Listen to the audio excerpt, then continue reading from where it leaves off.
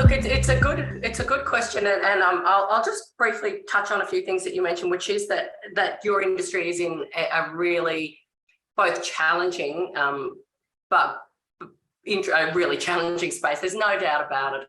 As you said, it's a million different cottage industry, or it's a cottage industry of a million different operators, and it's going to consolidate. There's no doubt about that. And we know with the Royal Commission, things like that, things are going to change in your sector, but we know it's a growing sector. With an aging population. So now's the opportunity if you really start thinking about your branding, if you get it right, the payoffs are going to be huge. So as you mentioned, Chris, relationships are really important, but relationships only last while both those people are there. That's literally kind of what they are. Whereas a brand overcomes that. And we know in times where we're seeing staff turnover, both within your companies and with the people you're dealing with, you've got new executives coming in. You know, things can change like that. And if you don't have something more than just that relationship, you are going to struggle. And what a brand does is it makes it easier. It makes it easier to get a lead for a start, because you sound like you've got credibility because people know who you are, not just some random person trying to get through reception. And I say this as someone who spent my uni career, my uni life, paying for my uni by doing cold calling to generate leads for financial advisors. So I know how hard it is to get through there. But when you're a big brand, it is so much easier. But branding matters for a whole lot of reasons beyond that as well. So it makes it easier to generate leads, but it also means people are more likely to come to you as well. So it'll get you on the consideration set before you even have to get to leads. That's what's really important as well. And I think why some industries tend to rely on leads and they think it's more important than branding is they think it's really qualifiable and that branding isn't. And that's not actually true. That you can, the value of companies, 67.7% is attached to the brand. So building a brand is super, super important. And I think the problem is a lot of people think of branding as slogans or advertising even, and it's not. Companies that have no external marketing at all, but strong organisational brands still make more money than those that don't. So it's a really quantifiable asset, a brand. And it also means you attract good employees. And in an era where we all know how hard it is to get good employees, they're more likely to work for a reputable brand, sometimes in lieu of extra money. That's something like Apple can get people to work for no commission on their floors in America when no other company can't, because there is value attached in saying, I worked for this brand. So branding matters, I think, more than ever. And if you get it right, as I said, the payoff is going to be huge. Yeah, look, it's a good question, and I'll just briefly touch on a few things that you mentioned, which is that your industry is in a really both challenging, but in a really challenging space. There's no doubt about it. As you said, it's a million different cottage industry, or it's a cottage industry of a million different operators, and it's going to consolidate. There's no doubt about that. And we know with the Royal Commission, things like that, things are going to change in your sector, but we know it's a growing sector with an aging population. So now's the opportunity if you really start thinking about your branding, if you get it right, the payoffs are going to be huge. So as you mentioned, Chris, relationships are really important. But relationships only last while both those people are there. That's literally kind of what they are. Whereas a brand overcomes that. And we know in times where we're seeing staff turnover, both within your companies and with the people you're dealing with, you've got new executives coming in, you know, things can change like that. And if you don't have something more than just that relationship, you are going to struggle. And what a brand does is it makes it easier. It makes it easier to get a lead for a start. Because you sound like you've got credibility because people know who you are, not just some random person trying to get through reception. And I say this as someone who spent my uni career, my uni life, paying for my uni by doing cold calling to generate leads for financial advisors. So I know how hard it is to get through there. You know, people go, oh yeah, I've heard of them, because, and again, it goes back to this empathy and emotion that you need from your buyers. They need to feel safe. They need to know that if something goes wrong, they can stand up in front of the board or in front of the CEO, and when they're questioned about that decision, they can say, this was a reputable brand that I used, not some fly-by-night sales guy who, you know, got through the back door. That's really important as well. Risk. People are increasingly risk averse, particularly your customers and particularly in your field. Being a reputable brand is going to matter more than ever. The consequences of not doing it is your brand will die. Sorry, but that is it. If you do not invest in your brand, you won't have a brand. So what I would do is, firstly, I would go right back to the basics, back to your brand, really work out who you are. And I think a lot of B2B companies don't do this.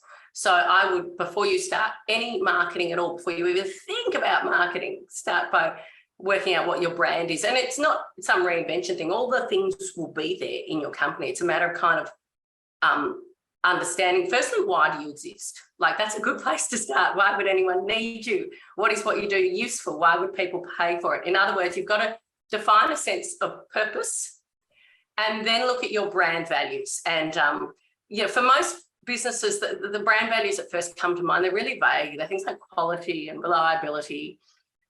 If you come up with those as brand values, drill down into those a little bit. So if you're thinking about quality, think about things like, well, attention to detail or consistency or expertise. Or if it's about customer service, look at things like approachability, dependability, those sort of things. And your brand is actually just your link between your values and your purpose. And that's why it goes back to working out what your company's brand is. And as you've alluded, Chris, everything's there. Like, all your branding is there. It's a matter of actually unpicking it. And that means asking your customers, exactly, why do you buy from me? Asking your employees or your co-workers why they work for that company. Those things will start to feed into what your company brand is. So take some time to start having to pull out the pieces of your company brand, to put it up literally in a sentence on the wall, articulate it, and then you'll find that things will start to flow from that, and the way you talk to customers will, change maybe a little bit in alignment with that brand. And again, it means new people can come and go, but that brand continues to be there. Another really good hint for if you are just working by yourself and you've got to come up with you want to do things differently, and you've got to do things differently.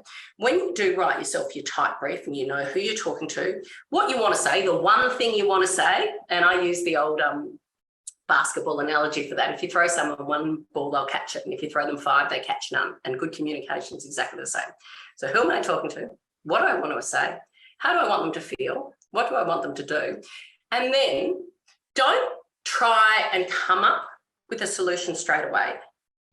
Leave it for a couple of days, because what happens is when you try to answer something straight away, you come up with really logical solutions. And again, I refer to pretty much every B2B ad I've ever seen. It's all very logical.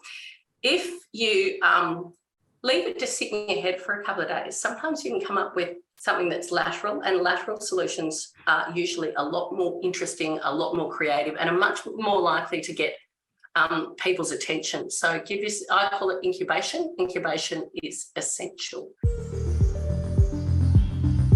Not everyone has to agree to everything. Like, to speak to like the person at the top and say, look, by the time everyone stuffs, their bit into it, we're going to end up with a mishmash of rubbish.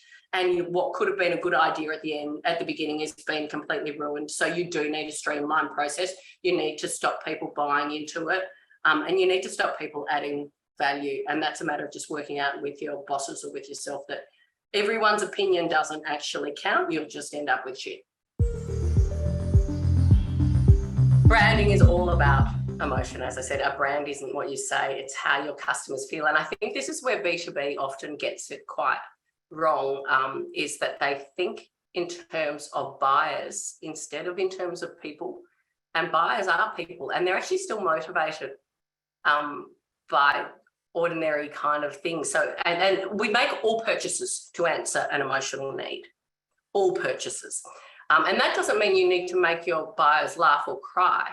the need for a lot of those is the need to feel safe and secure and not put their job at risk. Those are all emotional things as well. And I think we think the problem is people think they're really rational. Everyone thinks they're very rational and everyone thinks they make decisions rationally, but there's a million points of research that says that's actually not true. That's not to say the rational stuff doesn't matter, but with B2B advertising, it comes across so highly functional that none of it actually cuts through. So, and the problem is you can actually say everything you want in a piece of marketing, but if no one's paid attention, you're kind of just, wasting your money anyway. You actually have to hook people with the emotion. And then you can have other channels to get the detail and the functionality into that. There's an ad I wouldn't mind playing you. This is from 2012. It's an old one. It's still one of the best B2B ads ever made. And where it worked was the ad itself just conveyed one piece of information. And we know with all marketing, people only ever take one thing out. So only ever put one thing in. But then what they did was back it up with a whole lot of websites and things that had all the other information. So rather than trying to get everything into one piece of comms, just put one thing in and layer it. And that includes your leads, that includes follow-up phone calls, that includes your website, emails, things like that. But one thing in each piece of marketing. So I just want to play this. It was to launch Volvo's new trucks.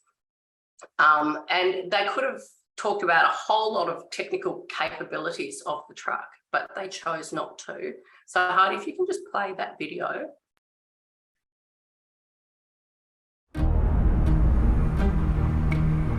I've had my ups and downs, my fair share of bumpy roads and heavy winds.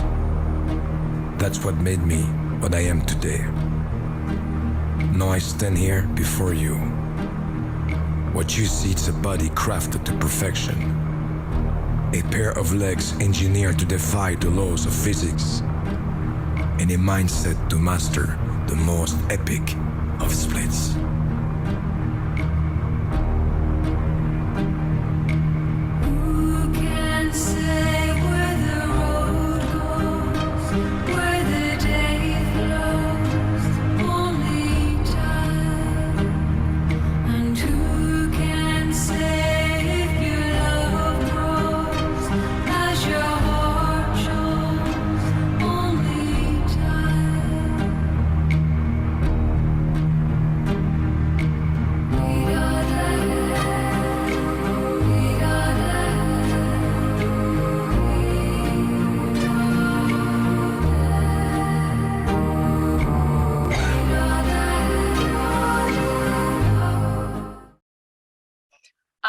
It's so beautiful, and it's absolutely B2B. The public are not buying big rig trucks. What they realised was a couple of things. Is they talked to a whole lot of people in the industry to work out who their target market was, and they realised as much as it's trucking companies, the trucking companies listen to their truck drivers. And truck drivers have a lot of pride in the skill that they have. So there's this real empathy that is there that says we understand who you are. Within 48 hours, it had 2 million hits on YouTube, and it also got shared, so that people became their own target market, became their own media outlet as well, because people shared it amongst their friends. And what it did do was show that Volvo was a modern, innovative brand. And then, as I said, they backed that up with all the functionality on websites of the other things it did, but it got people's attention. They didn't have nearly as much money as other trucking companies had, and they didn't need to, because they did something that was really, really clever. And they realised that truck drivers, when they were doing the research, were getting hammered with really functional messages from truck brands that just wasn't cutting through. So, get engagement. You have to engage before you persuade. And I think that was just one of the first B2B companies that really did it right.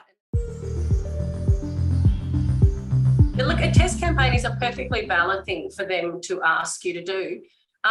Be brave. That's really important. Cut through. If you can go to him and say, look, this had this many views. And look, I know that there's views itself. You can say, well, that doesn't necessarily mean anything. And it doesn't mean everything, but it doesn't mean nothing as well. And if you make your test campaign like a really simple video with a really simple click through to something as well, you might actually be able to sort of show that it works. Yeah, I'd do the test campaign and I would put everything into it and do something weird and wonderful. And that actually brings me to another really important point, is good creative advertising does require bravery, which means you actually have to make failure okay as well. If people aren't prepared, if they're too scared to try something interesting, you're never going to get anywhere anyway. But when you do fail, don't do the thing which is really tempting, is to say, let's just draw a line in the sand and never talk of this again. That won't work either. Interrogate why it failed. But also, when you have something that works, interrogate why it works as well. And I want to make one more point about being brave, is this is why you should never do creativity by committee. If you get everyone in a room to agree to a creative idea, it's probably rubbish, because generally the stuff that does get cut through makes a few people a little bit nervous, and so it should say. It's about their needs, and again, that's the most important thing to think about. And often when we're selling anything, we want to talk about what it does, and again, it's much more important to talk about it in terms of how does it answer the need they have. And that might mean when you are out and about with customers and that, ask them.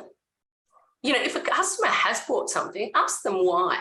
Do your own research a little bit, and that'll actually help inform the way you then communicate. Because if you see patterns coming up, you go, gee, that's interesting. You know, you can't afford focus groups, but you can run your own informal ones every day with your own customers. I want to show you one thing in terms of something that's really inexpensive, even though it was done by IBM. It's not inexpensive in terms of the strategic thinking behind it. Heidi, I'll get you to skip. I'll go back to elephant, but can you just play the IBM TikTok?